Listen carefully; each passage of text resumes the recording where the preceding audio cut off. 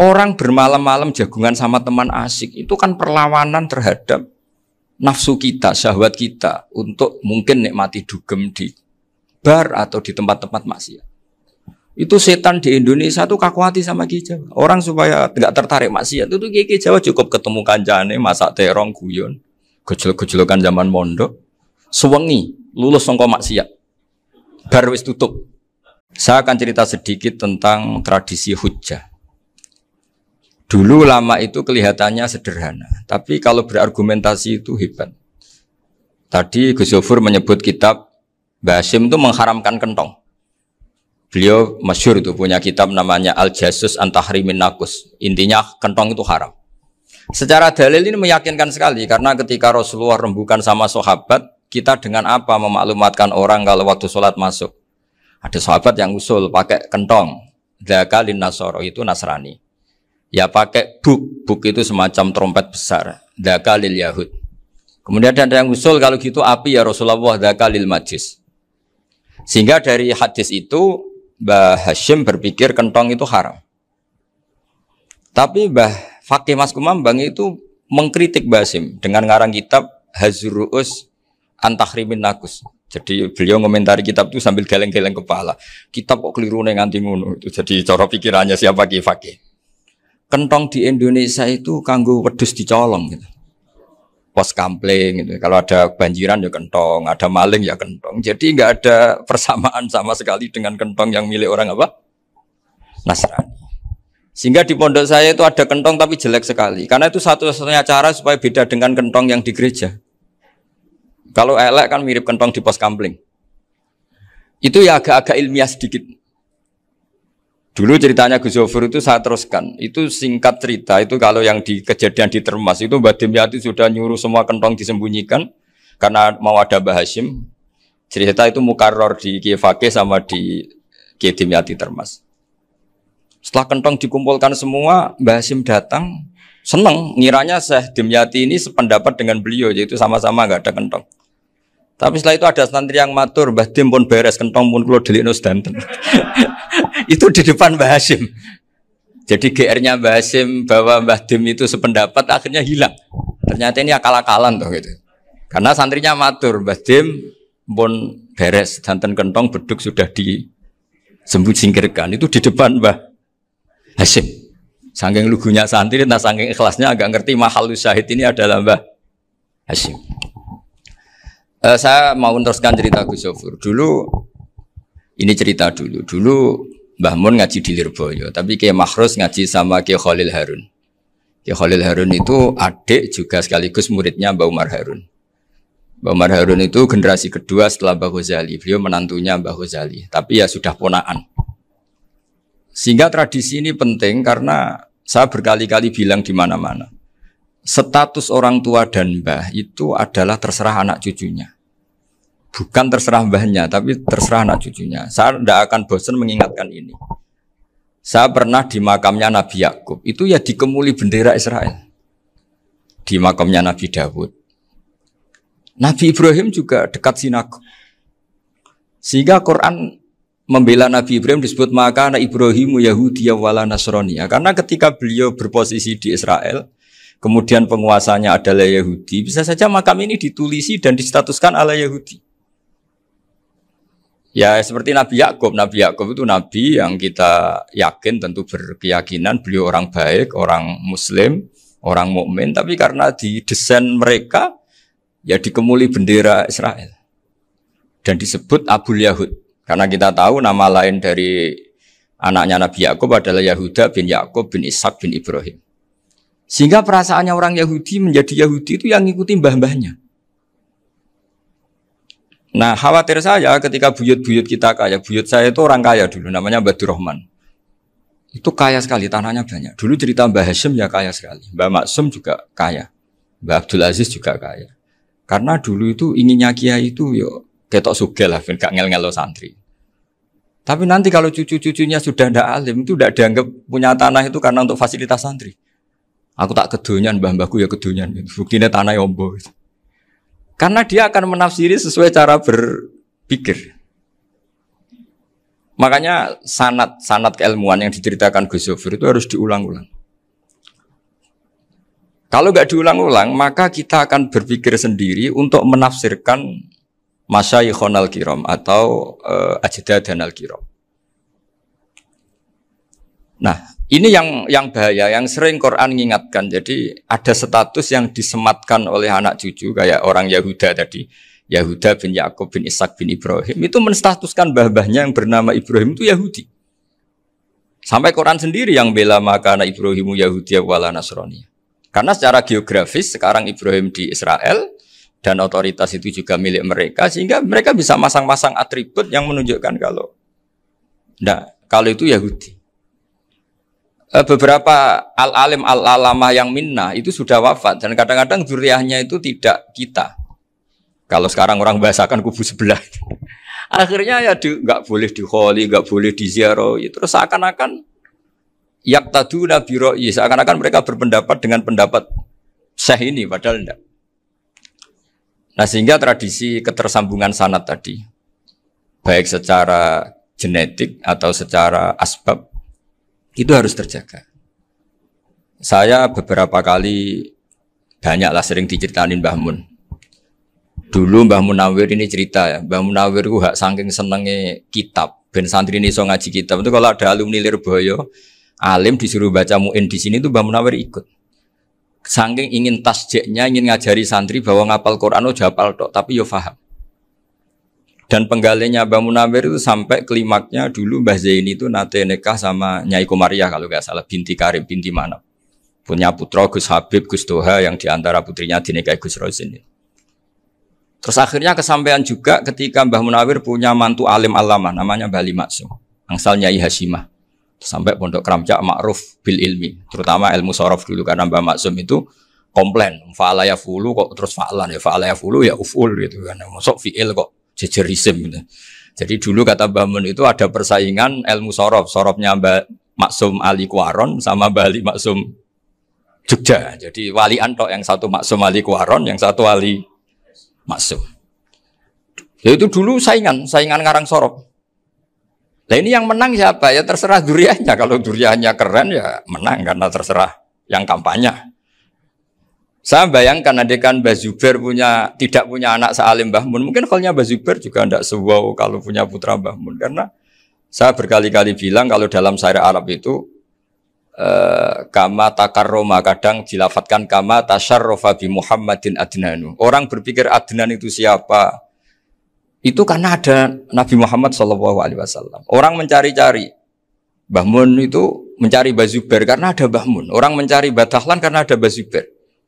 Wong kok alime ngono bapake sapa? Wong kok alime ngono putune sapa?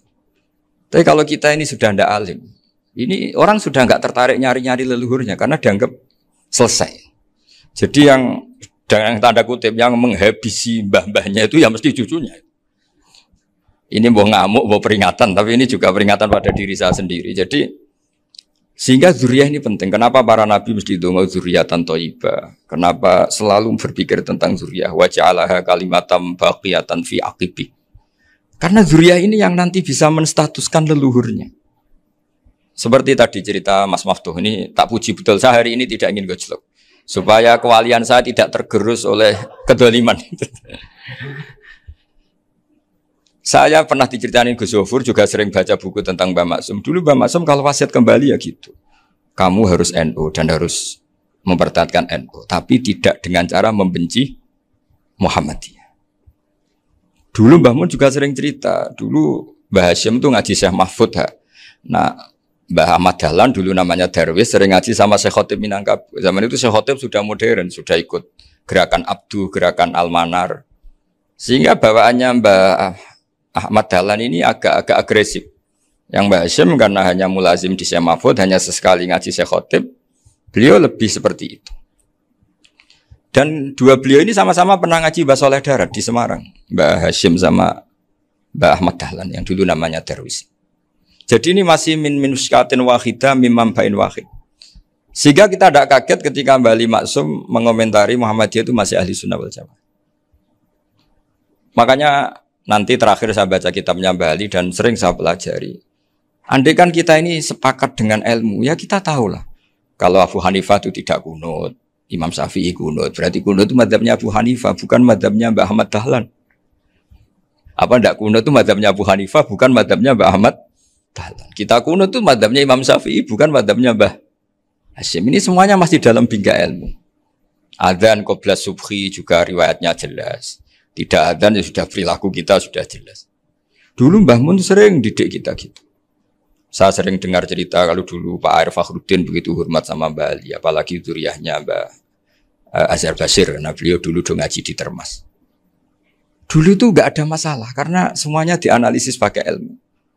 Tapi sekarang pakai identitas, yang kunut itu NU, yang enggak kunut Muhammadiyah. Berarti Abu Hanifah itu Muhammadiyah, Imam Syafi'i itu NU. Berarti Imam Syafi'i itu ya anak buahnya Ki Miftahul Ahyar kira-kira gitu kan anak buahnya Pak Said Akil.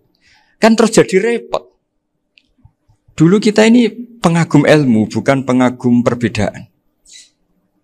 Sehingga di sini yang saya kagum dari sekian ceritanya Mbah Ali Maksum, supaya kitab ini to the point, supaya nggak lama-lama karena waktunya juga. Nanti kalau kemalaman ini kena semprit ini sudah. Ini diantara yang diceritakan Bali itu unik. Imam Syafi'i itu sering tawassul, sering wasilah sama siapa itu? Abu Hanifah. Ini sudah tak petakan, saya baca yang sensitif lah. So, yang ini ya. Ziyad al-Babus Samin, terus sebentar ini yang bab tawassul.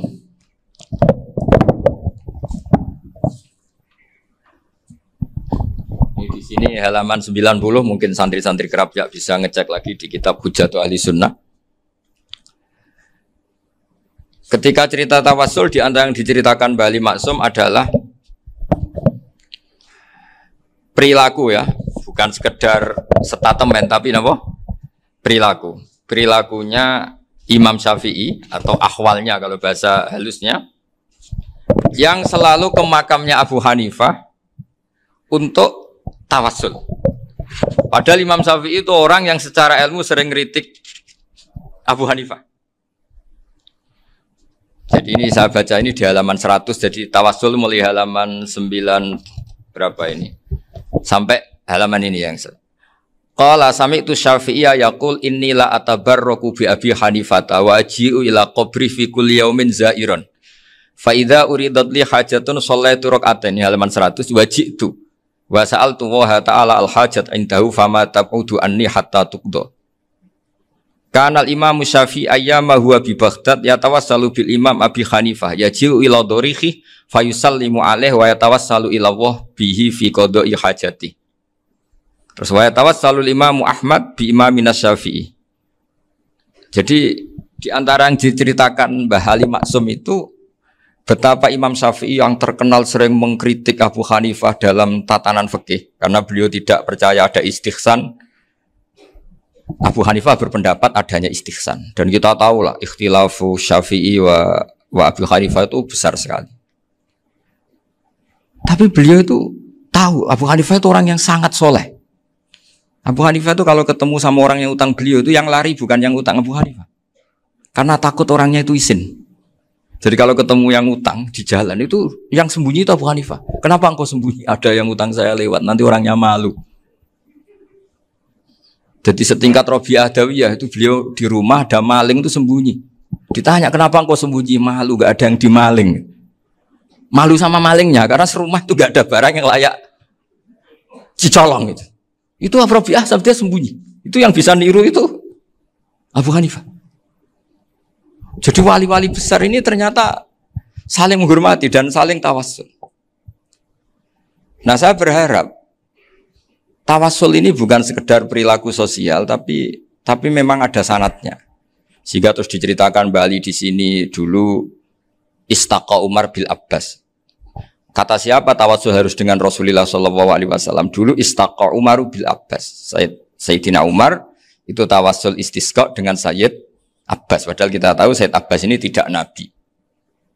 Terus beliau cerita sampai Imam Syafi'i tawassul sama Abi Hanifah. Sehingga nggak ada perdebatan itu kan Umar. Kalau Umar kan ada jaminan boleh diikuti karena beliau sahabat. Bali cerita tentang Imam Syafi'i yang tawassul dengan Abu Hanifah. Seargumentatif itu. Sehingga ada cerita dalam sebuah tafsir, ya saya ulang lagi, ada cerita di sebuah tafsir, kenapa Nabi Musa ditanya Allah, wa ma tilka biyaminika ya Musa. Ma'ana wa ta'ala a'lam, tentu Allah sangat tahu yang dibawa Musa itu apa. Karena Allah tahu Nabi Musa itu grogi. Orang dipanggil Wali Maksum pasti grogi, santri dipanggil Mbah Mun pasti grogi. Kenangan saya setiap dipanggil Mbah Mun ya mesti tanya, yang ringan-ringan, wis sarapan ya. Arung sarapan ya sarapan. Pas sarapan ya kan tanduk mangan sing enak, wong santri ora tau mangan enak. Ya enggak pernah ngomong yang penting, ngendikan yang penting. Nah, karena Nabi Musa ini grogi, ini sebagian tafsir. Itu ditanya yang ringan, "Sakowe iku nggawa apa?" Karena pertanyaannya ringan, Nabi Musa juga ringan. Ya Nabi Musa itu sampai lali iku pangeran sing ya'lamu sirra wa akhfa. Diterangno. Niki tongkat Gusti. Gunane kathah Gusti tongkat iki. Qala ya asaya atawakkau 'alaiha wa ahusyu biha 'ala ghanami wa liya fiha ma'arifu ukhra. Oh, tongkat Gusti niki penting mesti. Nggih nak. Nggih macam-macam lah Gusti. Atawakkau 'alaiha wa ahusyu biha 'ala ghanami kangge menghalokan wa. Masih terangno terakhir dan yang lain-lain Gusti. Wa liya fiha ma'arifu ukhra. Sehingga akhirnya rileks. Karena Nabi Musa terus ngerti. Ternyata ketemu pangeran itu enggak seserem yang saya bayangkan gitu. Pertanyaannya ringan. Itu ada ilmunya. Tapi cerita ini yang versi tafsir ini tidak yang seperti di Manaqibul Ghazali. Di beberapa kitab tentang Manaqibul Ghazali diceritakan di alam roh Nabi Muhammad sallallahu alaihi wasallam itu yubahi bi ummati, saking yubahinya sampai ngendikan ulama ummati ka anbiya'i Bani Israel. Ulama umatku itu pinternya atau statusnya itu mirip-mirip lah. Kaf itu ya mirip-mirip lah, mirip-mirip kayak ulamanya nabinya Bani Israel. Akhirnya Nabi Musa itu tersinggung sekali. Bagaimana mungkin ulama disamakan dengan apa? Nabi. Sehebat-hebatnya ulama itu kan tidak akan yabluhu darajatan nubuwah atau yartaqi ila darajatin nubuwah. Itu akhirnya ya kalau kamu nggak percaya panggil. Yang dipanggil Imam Ghazali. Ya Nabi Muhammad juga nggak mau kalah itu. Kalau manggil ulama RT ya kalah keok. Gitu. Akhirnya Imam Ghazali datang. Ditanya sama Musa, Mas Muka, nama kamu siapa? Ana Muhammad bin Muhammad Al-Ghazali At-Tusi Asy-Syafi'i. Itu disebut panjang. Nabi Musa guyu-guyu. Kamu lama kok ngomong yang enggak penting. Ditanya namanya kok penjelasannya sepanjang itu. Dianggap itu satu kesalahan. Masa tanyanya nama kok ditanya. Jawabnya Muhammad bin Muhammad Al-Ghazali At-Tusi Asy-Syafi'i. Kepanjangan itu. Ketika Nabi Musa agak mencibir, agak gimana itu terus. Jadi Imam Ghazali, kalau ini masalah, lebih masalah jenengan. Apa itu? Yang tanya jenengan tuh Allah ya alamu sirra wa akhfa. Dan Allah hanya tanya wa ma tilka biyaminika ya Musa. Harusnya jenengan jawab asoya titik, bukan kepanjangan. Atawakkau 'alaiha wa syubha itu kepanjangan. Allah tanya yang di bawah kamu itu apa? Yang di tangan kamu. Harusnya jawabnya hanya asoya. Tapi kenapa penjelasannya sepanjang itu? Sampai terakhir waliya fiha ma'aribu ukhra. Terus pinter tenan kayak gitu. Terus ada Nabi Musa terus bilang, ya pinter tenan aja gitu. Padahal kita tidak pernah GR seperti itu kan kebetulan Imam Ghazali gitu. Kalau yang lain mungkin ya keok lah kira-kira gitu. Tapi ini cerita dalam khazanah keilmuan. Benar yang dikatakan Gus Zofur. Saya termasuk orang yang pernah mondok Lirboyo Pasanan. Jadi setelah saya disuruh nemani Gus Kamil, tahun berikutnya Gus jenengan disuruh. Pokoknya anakku mbok sak wulan lah kudu tahu mondok Lirboyo. Biar aku tahu ngaji Wakarim. Terus yang disuruh Mbaturi Gus Kamil itu saya. Jadi saya pernah 1 bulan tuh di Lirboyo. Karena saya ini santri beling ya, kontraknya pokoknya penting ziarah Bakarim. Biasanya nggak pernah ngaji ya. Pokoknya gerbar ngisa. Ziarah ya sudah. Ngaji subuh ingat saya sama Gus Imam. Itu dari 17 hari ingat saya ngaji 2 kali. Tapi kalau ziarah ke Bakarim sudah lupa jumlahnya karena memang kontraknya disuruh ziarah. Sampai seperti itu. Dan saking senengnya bangun sama Bakarim saya masih ingat. Ngamplopi salam template itu masih ingat untuk Gus Anwar, untuk Gus Imam, untuk Gus Kafabi, termasuk untuk Gus Maksum. Itu malam-malam saya dijak ngamplopin. Zaman itu saya masih ingat selawewu. Zaman itu kos 1 bulan itu 13.000. Jadi kira-kira kalau 25.000 itu untuk kos 2 bulan. Jadi saya krusnya itu pakai kos. Saya masih ingat Mondok Sarang itu kos 1 bulan 13.000. Berarti kira-kira 500.000 itu di amplopin sendiri sama Bang. Ini untuk Gus War, ini untuk Gus imam, ini untuk Gus. Padahal Gus Imam ini mondoknya sudah di Mbah Mun. Itu Mbah Mun hormatnya sampai untuk jatah salam tabligh. Lah yang ribet kebalikannya, kita pulang Gus Imam karena melihat Gus Kamil ini putrane Mbah Mun, Gus Kamil disangoni. Saya juga disangoni karena Gus Imam dulu ngaji juga sama Pak D saya. Sama keluarga saya. Itu kata Gus Kamil setelah keluar, mau kamu nih gua abal, boten berarti gua aku. Karena ini penting. Ini kalau sampai dianggap tukar guling, ribet deh. Jadi ditakwil sendiri lah. Mau kamu nih gua abal ya, boten Gus. Yes berarti halal. Tapi sama Mbah Mun ya ditanya. Ditanyanya bukan apa karena untuk meneruskan tradisi bahwa kalau kiai ketemu itu ya saling memberi hadiah, saling itu sudah faqaddimu baina adena juakum apa? Sodaku. Sehingga ketika Kapya ini punya Bali Maksum alim alama, kemudian melahirkan murid-murid yang juga ipar kayak Mbak Warsun bisa ngarang apa Kamus Al-Munawwir, Pak Bik juga punya karangan Kamus Al-Mu'asir. Saya itu punya semua. Karena ini adalah buah dari bahwa kita ini tidak kalah sama produk-produk yang di sana. Bahwa produk di kita ini sudah cukup untuk mengantarkan orang menjadi alim alama. Dulu Mbak Zubair ke Mekah ya sudah alim alama. Gus Zufur ke Al-Azhar sudah alim semua. Teman-teman kita ke Mekah itu sudah alim semua. Padahal produk mondoknya ya tadi.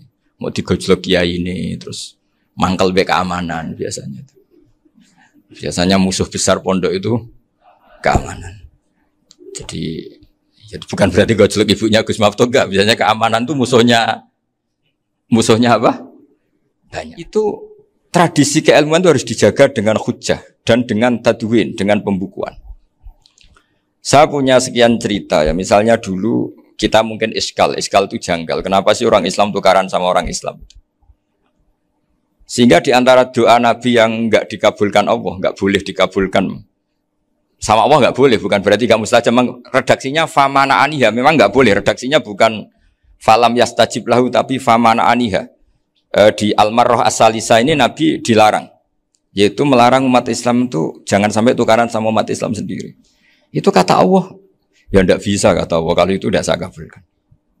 Itu dulu guru-guru kita nyontohkan sederhana. Kira-kira kalau saya tukaran wek Gus Zofuru, Mbah Mun luwih ikhlas dibanding ditukari wong liya. Nakno kakak ditabuk adik, wong tua luwih ikhlas dibanding ditabuk tonggo. Barokahnya membaca kita lebih mentoleransi.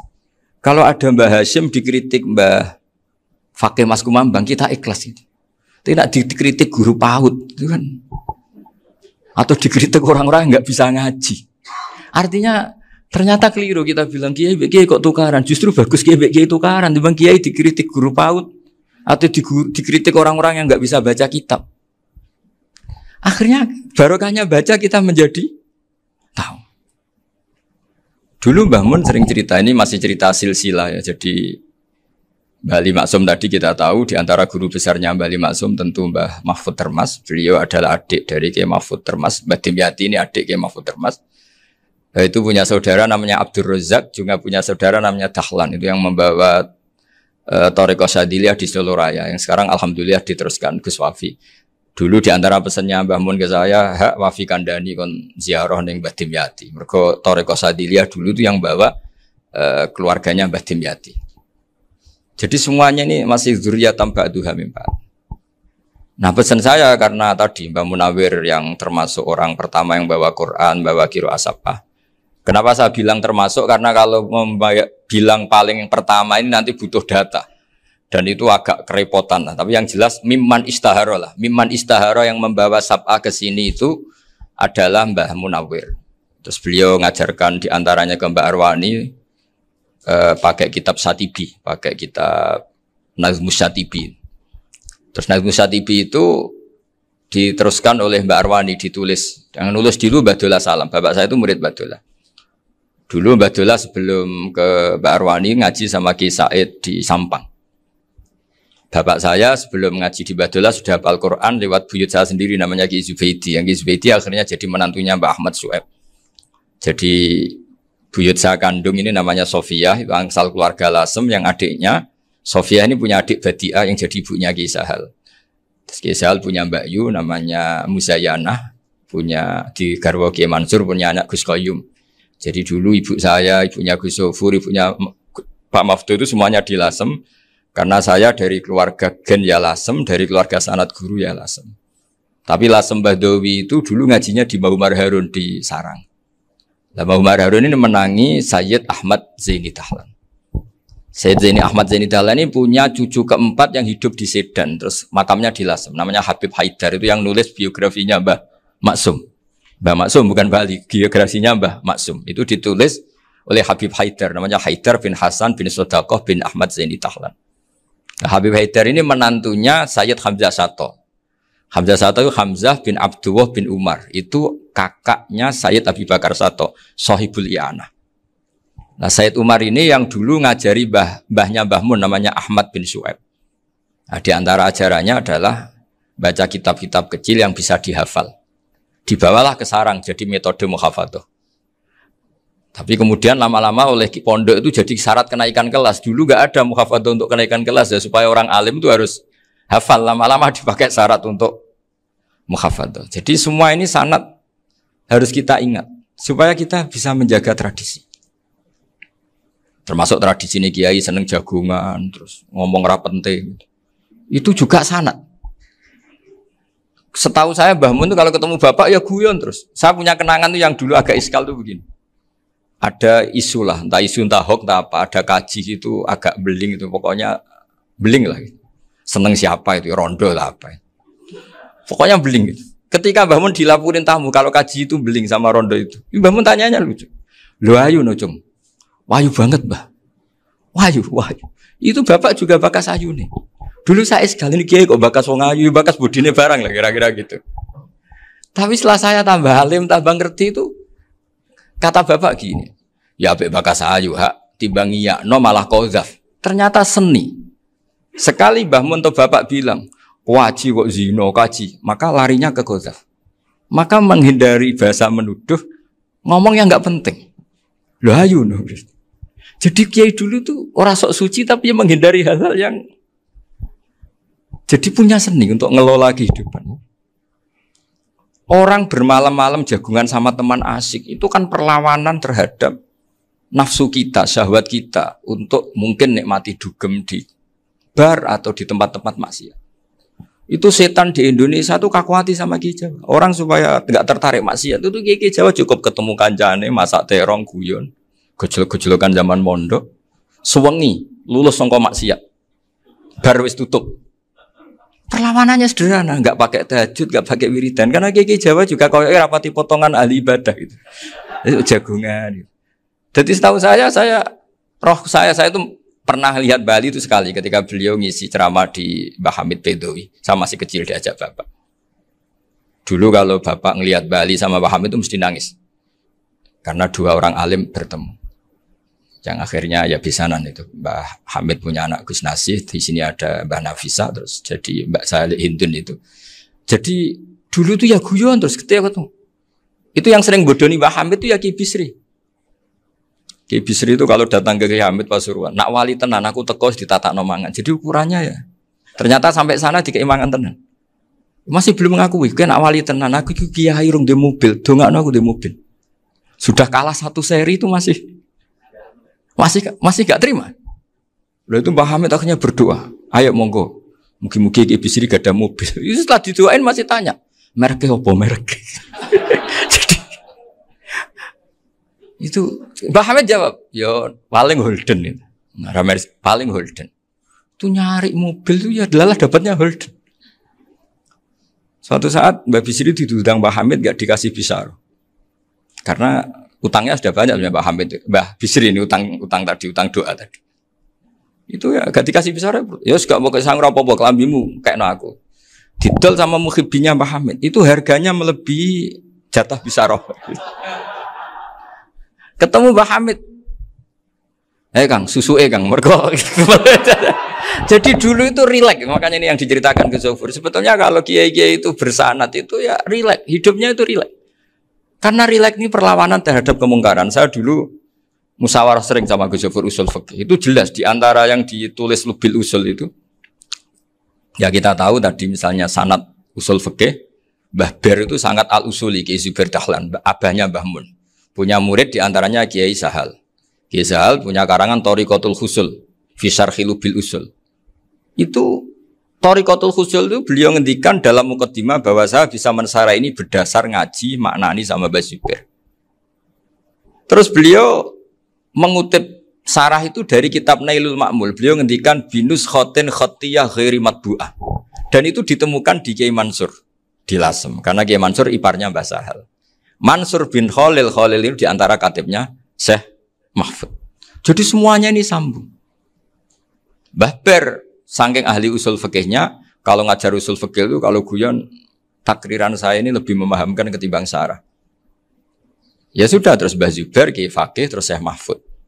Di sini Syekh Mahfud termasuk orang yang dekat Mbah Munawir sampai putrane Mbah Mahfud namanya Gus Muhammad dibawa Mbah Munawir, kemudian mondok di Termas diantaranya, terus dinikah jadi menantunya kalau nggak salah Haji Taslim di Betengan, kemudian sekarang juriannya Mbah Mahfud di Betengan. Ini nggak boleh hilang secara seperti itu. Diantara di usul fikih diterangkan ketika diantara 5 hukum itu ada yang bernama mubah.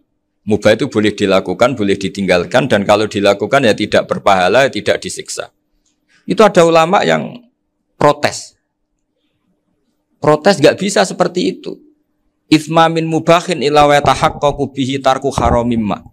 Fa'il zamu minas sukun tarkul qatli wa minas sukut tarkul qadaf.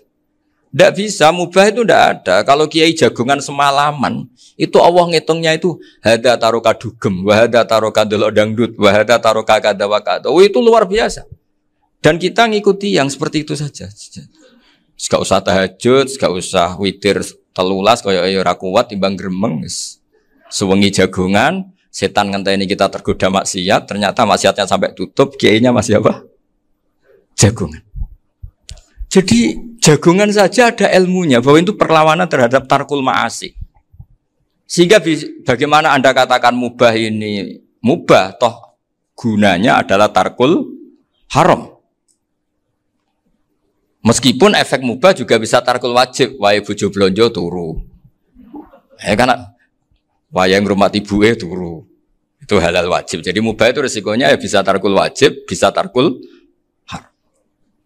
Sehingga kalau sanad ini terjaga secara baik, secara kultur, saya sering juga sakuan sama Gus Yofur, itu mesti tak niati gitu.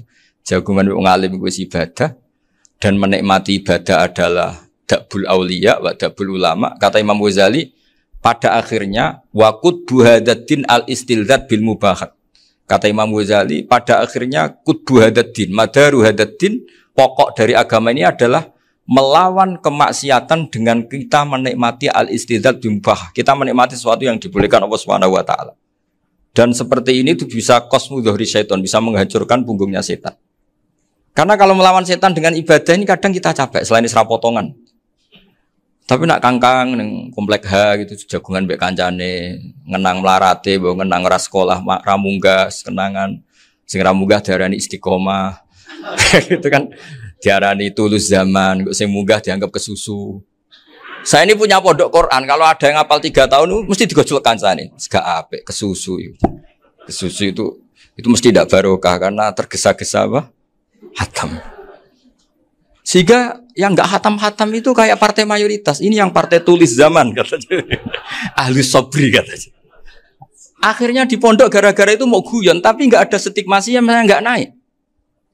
Di Pondok Sarang itu saya punya teman itu banyak yang sekelas dengan saya, sekelas sama Gus Kamil, akhirnya sekelas dengan Gus Zofur. Padahal saya ini kakak kelas. Saya temannya, Gus Kamil temannya Gus Zofur. Ini anak ini nggak pernah naik, itu nggak dinyek, nggak dicibir di pondok. Karena guyonan tadi, guyonan bahwa ini bagian dari bentuk apa? Istiqomah. Nanti yang goblok juga tenang. Karena kiainya cerita, kadang santri goblok ya barokah. Di sini pondok akeh santri ora tau sinau ning omah dadi kiai gede. Selalu kiainya tuh cerita seperti itu. Akhirnya sing goblok ya bangga dengan kegoblokannya. Iya, jadi kiai itu orang yang meskipun guyon ini barokahnya Masya Allah. Dan setahu saya kiai-kiai alim itu ya senengannya guyon karena tadi guyon itu luar biasa. Bapak saya itu kalau pesan sama saya itu enak ngaji wis guyon nice. Wong ning omah mikir utang, mikir wedi bojo macam-macam kok ngaji kok jak nangis pisan, nangis ping pindho katanya. Sudah jak guyon ae. Paling gak lali. Dan beliau punya dalil kul bi fadlillah bi rahmati fa bidzalika falyafrah. Jadi jangan sampai orang ini farah bil maksiat, jangan sampai orang itu Dan ini yang saya kenang dari sekian cerita murid Bali. Mbah Ali Maksum ya senangane guyon. Gejol-gejolkan mbek santri iku. Ini saya maklumatkan ke semua santri beliau bahwa ini bukan sekedar guyon, tapi al-istildad bil mubahat. Ini adalah perlawanan terhadap setan karena banyak orang bisa senang tuh kalau nunggu maksiat. Ini bisa senang dengan sesuatu yang tidak maksiat. Itu kayak apa hebatnya? Makanya Nabi itu kalau ketemu sahabat ya sering ngendikan yang ringan-ringan. Ya Umar ma'afalan duher jom mana piye ije. Kalau ketemu anak kecil ya. Nanti ketemu yang tua-tua yang sudah nggak bisa mikir ya cerita-cerita. Saya mohon sekali murid-murid kerap ya. Jangan hanya ngaji fikih. Kalau hanya ngaji fikih itu posisi Abu Hanifah itu seakan-akan nyun sewu orang yang sangat tidak ahli hadis. Karena beliau di situ kelihatan kalah sekali dengan Imam Syafi'i. Apalagi di perdebatannya Muhammad bin Hasan Asy-Syaibani dengan Imam Syafi'i itu kelihatan sekali betapa Abu Hanifah itu orang yang nyun sewu ditinggalkan dalam ilmu hadis. Sampai beliau hanya dapat gelar min ulama ahli ra'yi, termasuk ulama yang kuat logikanya. Juga harus baca kitab-kitab seperti ini. Ternyata di balik Imam Syafi'i mukhalif pada beliau di bab-bab fikih, perilakunya sangat hormat. Sampai beliau tuh kalau tawassul ke kuburannya Abu Hanifah. Dan beliau ngendikan an-nasu fil fiqhi iyalun ala Abu Hanifah. Semua orang yang ahli fikih itu masih anak buahnya Abu Hanifah. Saya berkali-kali cerita, mazhab Syafi'i itu alatut tadhir hanya dua, yaitu alma wa turab. Abu Hanifah nambahi wanar. Alasannya Abu Hanifah orang mukmin yang dosanya banyak itu dibakar di neraka, dan alasannya Allah litadhirihim untuk mensucikan mereka. Sehingga pikirannya Abu Hanifah an-nar itu min alatit tadhir. Apa yang terjadi ketika bata itu batu bata yang dibakar, di situ campur teledong, campur apa-apa. Itu kalau sudah mazhab Abu Hanifah selesai, sudah suci. Karena sudah ngelewatin pembakaran. Meskipun kita tidak akan kalau kehilangan air terus wudu dengan api, bisa bunyak semua itu. Tapi apapun itu menjadi solusi. Sehingga saya punya kitab namanya Ikhtilafu Malik, Ikhtilafu Malik wa Abu Hanifah atau Ikhtilafu Syafi'i ma Abu Hanifah. Itu kelihatan sekali kalau Abu Hanifah itu nyuruh posisinya kalah. Karena yang ngarang orang-orang Syafi'i. Tapi kalau melihat kitab-kitab kewalian, misalnya di kitab Mizan Kubro ini juga sering disebut kisah itu Mbah Ali Maksum tentang Imam Sa'roni. Berkali-kali beliau mengutip Mizan Kubro. Itu Abu Hanifah adalah orang yang sangat mukasyafah. Artinya ketika Nabi cerita air wudu itu menjatuhkan dosa, tidak ada air wudu yang jatuh ke kamu kecuali saat itu juga dosa kamu jatuh. Itu beliau datang ke Madharota Kufah. Kemudian beliau bilang sama si orang tua tadi, tub anizina. Orangnya terus bilang atubu minazina. Ada lagi pemuda datang dibilangin tub an ukuki walideka. Terus bilang tub tu an ukuki walidaya. Sampai yang terakhir ada tub an simai alatilahwi atau an samai alatilahwi. Terus tub tu an samai. Ketika orang itu ditanya, kenapa engkau begitu tahu dosanya apa? Saya tahu air wudhu ini menjatuhkan apa. Jadi kira-kira kalau zina mungkin ya batang babi lah. Kalau hanya sekedar melihat bak-bak mungkin ya curut atau tikus lah kira-kira gitu. Nah dulu sediluk ya mungkin ya tikus cilik gitu. Nah dulu suwi ya tikus werok itu atau apalah. Pokoknya beliau itu tahu. Tapi anehnya Abu Hanifah apa? Setelah itu dia nangis minta mukasafahnya ditutup. Ya Allah, saya ini mukasafah kok malah menjadi tahu sawatil mukmin. Padahal aturan syariat jenengan man satara musliman satarahu, bahwa enggak baik melihat jeleknya orang mukmin. Minta ditutup. Makanya saya ini bangga ada mukasafah. Makom yang kita sampai sekarang tuh makom setelah Abu Hanifah mukasafah. Jadi Abu Hanifah repot-repot mukasafah, minta makomnya ditutup tidak menjadi mukasafah. Dan alhamdulillah kita sudah tidak mukasafah sebelum minta ditutup.